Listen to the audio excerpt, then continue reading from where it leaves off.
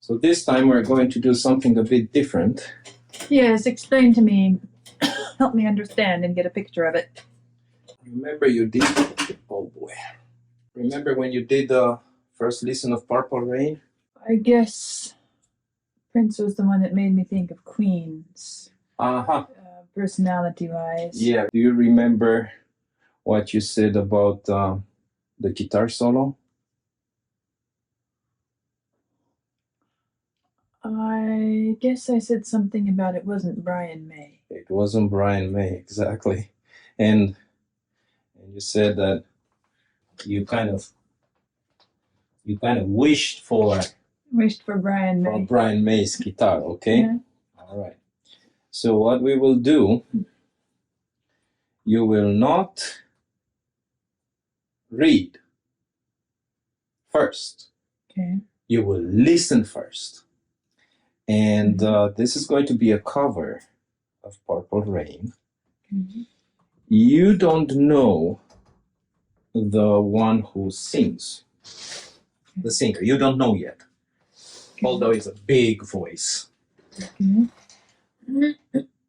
But you know the one who plays guitar. The guitar is Brian May?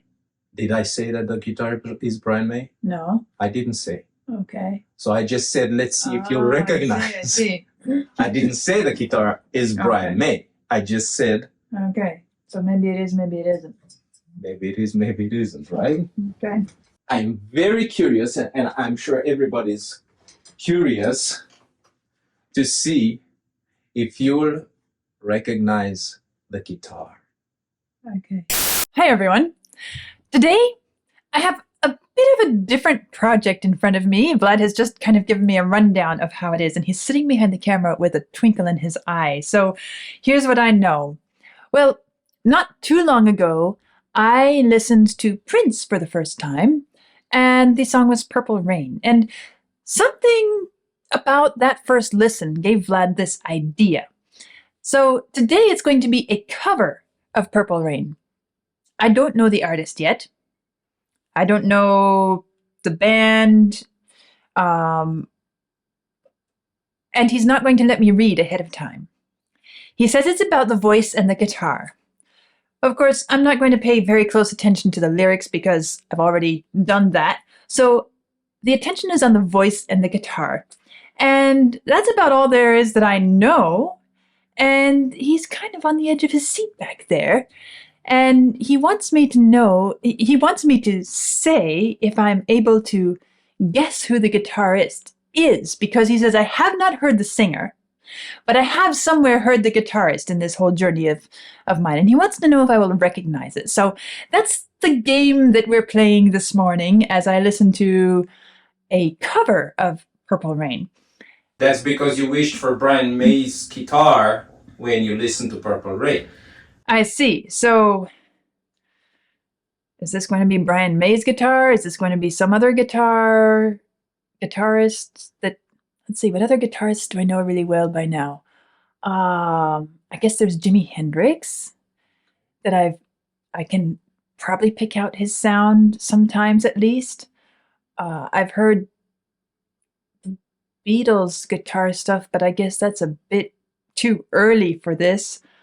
Oh, what are some of the other guitarists that I would recognize by sound? The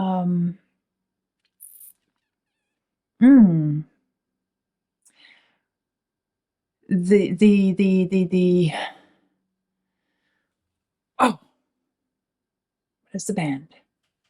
What is the band? What is the?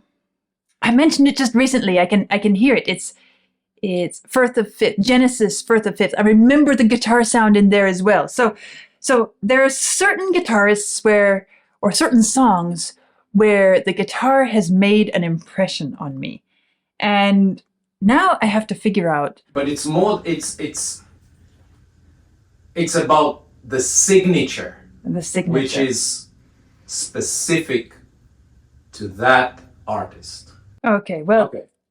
We'll see how this goes. No promises. Maybe I won't be able to figure it out. Let's have some fun.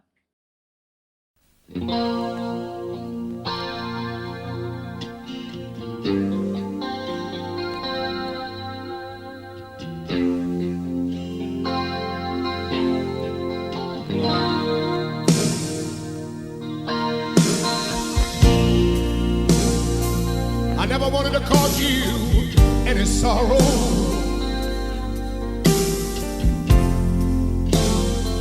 I never wanted to cause you any pain.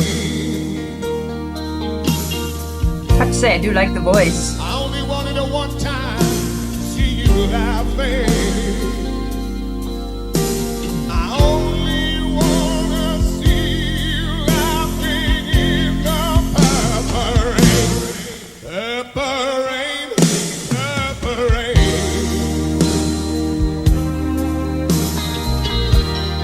Purple rain, purple rain.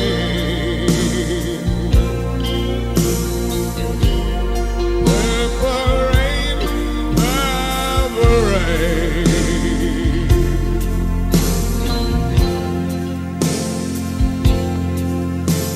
I only wanna see you bathing in the purple rain. I never wanted to be your weekend lover.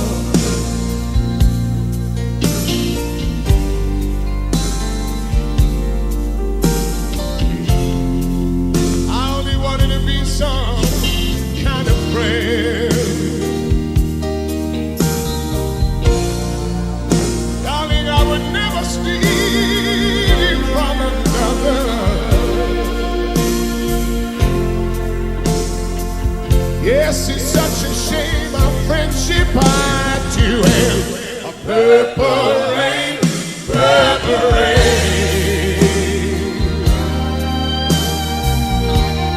Purple rain, purple rain. Purple rain, purple rain.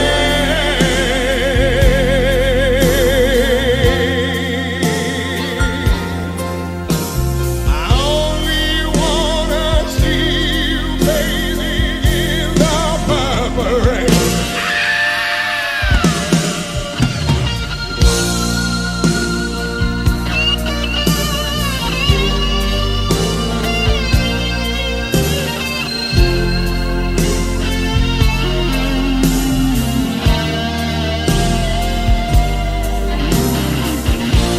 This has to be Brian May himself. Surely.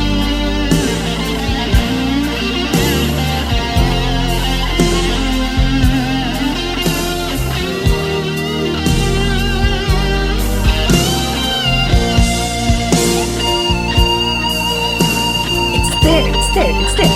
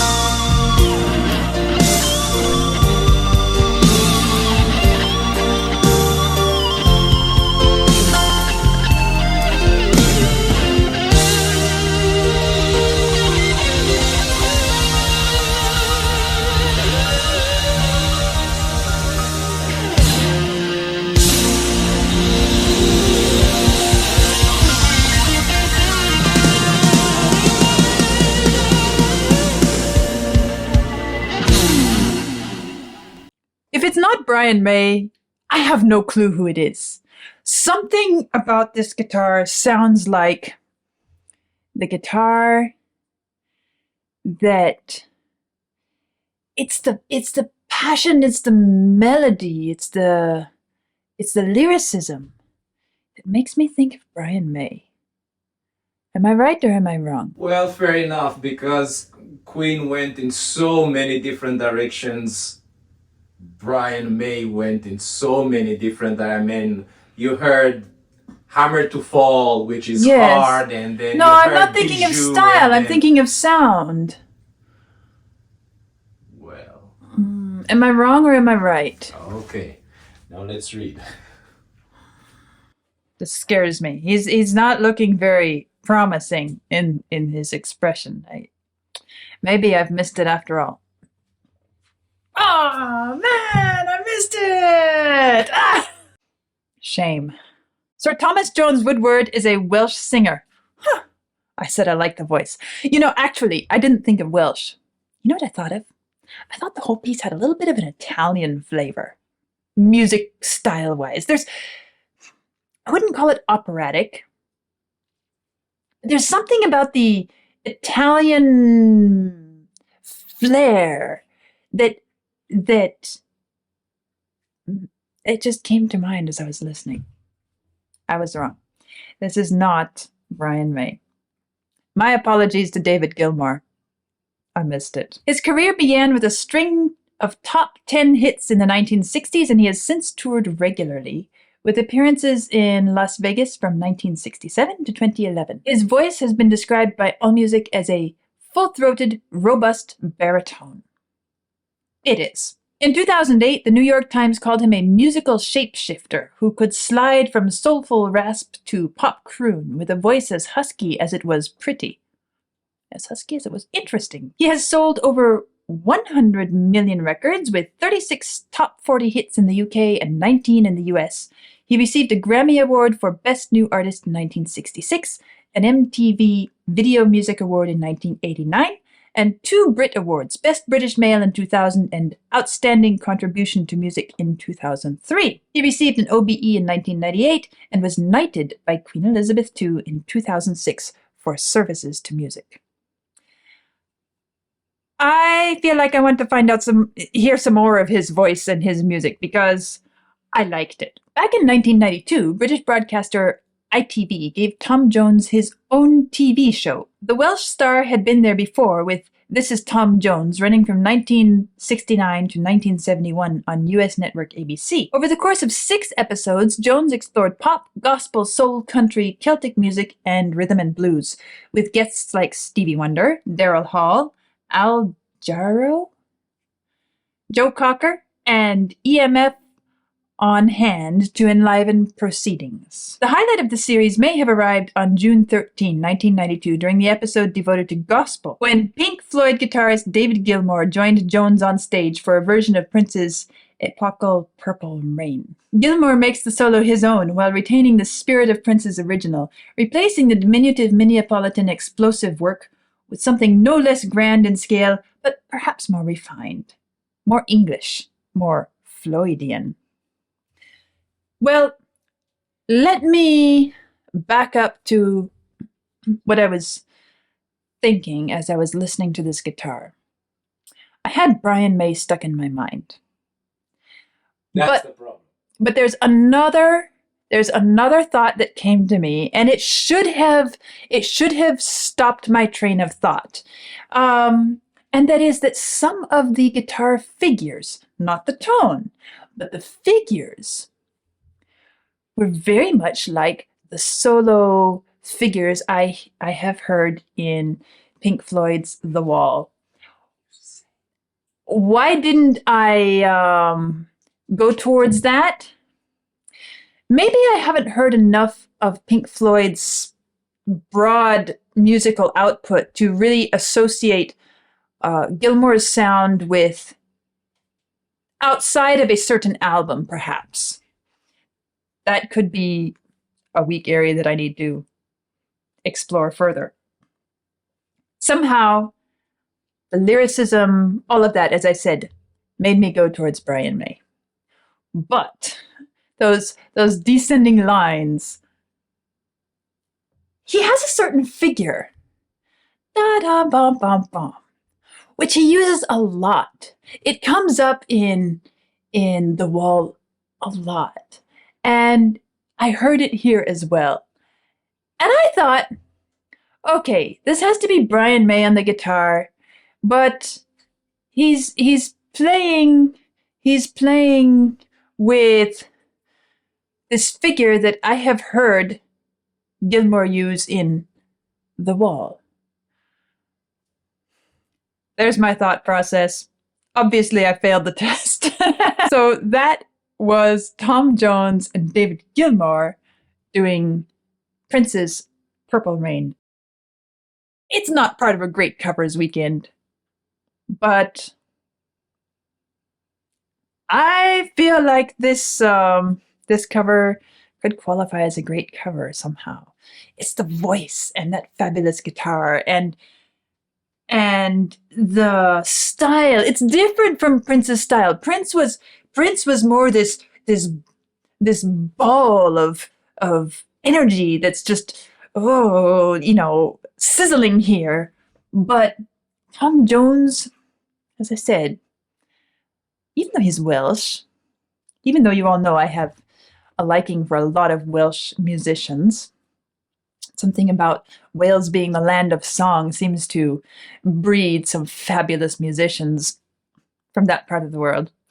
Still, it had a sort of Italianate flavor to it to me, and I enjoyed it. It felt warm, it felt sunny, it felt passionate, it felt colorful, and